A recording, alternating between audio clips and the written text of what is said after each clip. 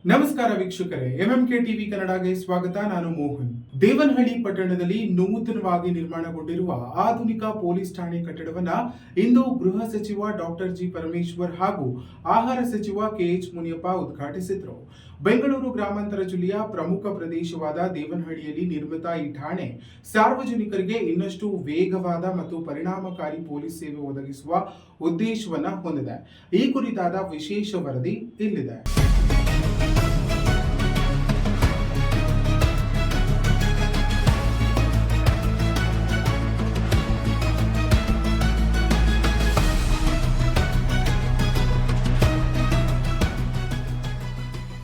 ಬೆಂಗಳೂರು ಗ್ರಾಮಾಂತರ ಜಿಲ್ಲೆಯ ದೇವನಹಳ್ಳಿ ಪಟ್ಟಣದಲ್ಲಿ ನೂತನ ಪೊಲೀಸ್ ಠಾಣಾ ಕಟ್ಟಡ ಇಂದು ಅಧಿಕೃತವಾಗಿ ಉದ್ಘಾಟನೆಯಾಯಿತು.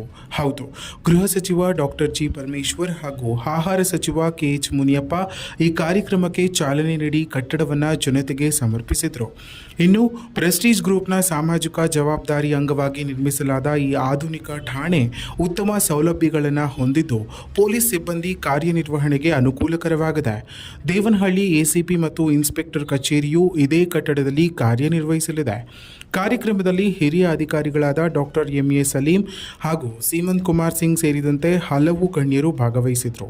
ಈ ನೂತನ ಠಾಣೆಯ ಮೂಲಕ ಪ್ರದೇಶದ ಕಾನೂನು ಮತ್ತು ಸುವ್ಯವಸ್ಥೆ ಮತ್ತಷ್ಟು ಬಲವಾಗುವ ನಿರೀಕ್ಷೆ ಇದ್ದು ಸಾರ್ವಜನಿಕರ ಸುರಕ್ಷತೆ ಮತ್ತು ಸೇವಾ ಗುಣಮಟ್ಟದಲ್ಲಿ ಸುಧಾರಣೆ ಆಗಲಿದೆ ಎಂಬ ವಿಶ್ವಾಸ ವ್ಯಕ್ತವಾಗಿದೆ. ಇನ್ನಷ್ಟು ಸ್ಥಳೀಯ ಮಾಹಿತಿಗಾಗಿ ನಮ್ಮ ಎಂಎಂಕೆ ಯೂಟ್ಯೂಬ್ ಚಾನಲ್ನ ಸಬ್ಸ್ಕ್ರೈಬ್ ಮಾಡಿಕೊಳ್ಳಿ.